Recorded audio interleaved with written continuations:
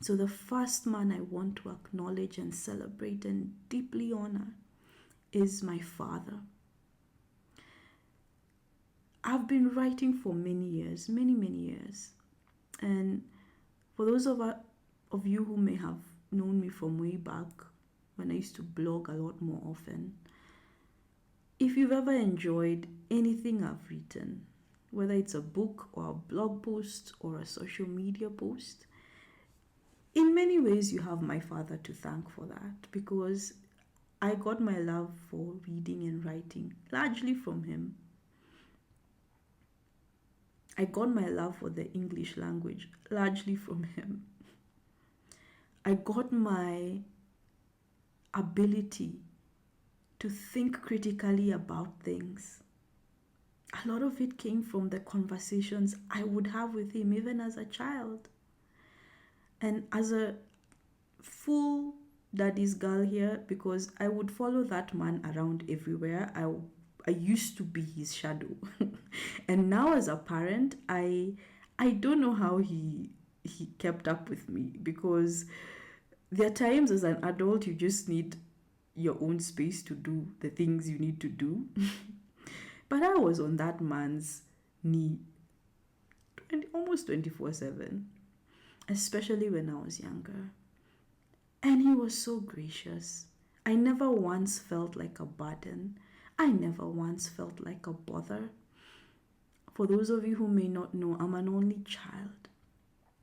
And I was shocked as I got older to discover that it is a thing for people to be disappointed not to have sons.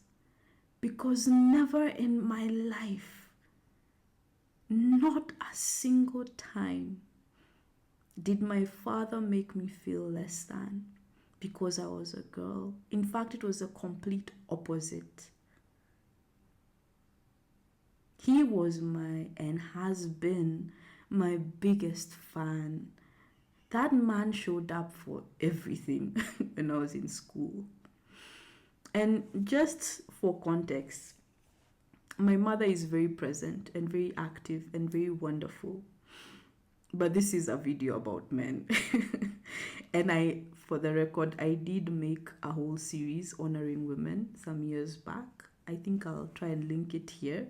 So I've done the whole shebang with my mom. So this is my dad's stand. So I'll give him the spotlight. And I have to say that because I'm an only child, so I have to make sure to balance the scales. But my dad, words fail me. The older I get, the more I appreciate the choice God made when He chose him to be my father. That out of all the billions of men on the earth at that point, He chose this one to be my father. And more as I get older, I see why. Because I see all the ways who I am is directly and indirectly a consequence of who this man is. And so I want to say thank you to my father. I've told him this in private. I've shared this with him directly, but I want to do this the way the Lord asked me to do it.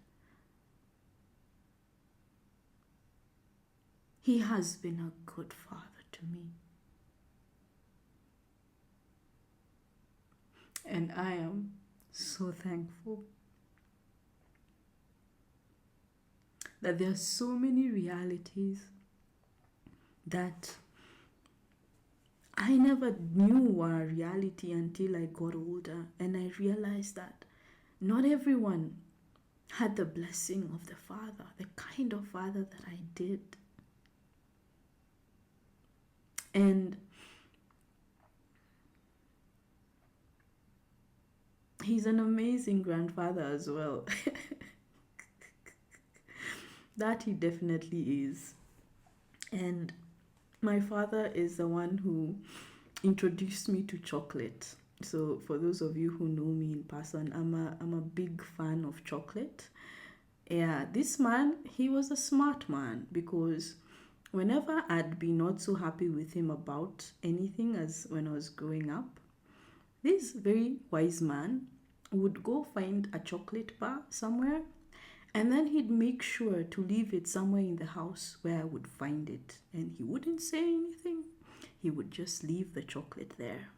And as Mary came over and saw the chocolate and ate the chocolate and quickly forgot why she was in such a huff, and all was well with the world.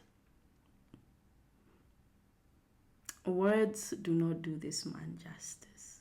They truly don't.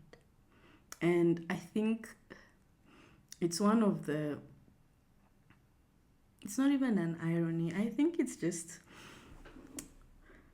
the intentionality of God to give me a father who was named, essentially, he has the same name as one of the most prolific prophets in the Bible, Isaiah. And given the nature of my call and my assignment, it's one of those moments when it occurred to me, that correlation. I was like, go God, go figure.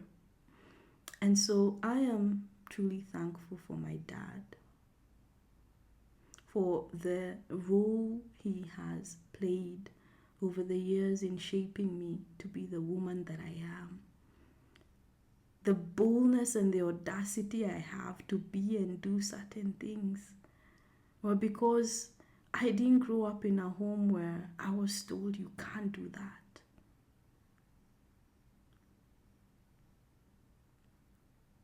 He taught me how to reason when it came to right and wrong.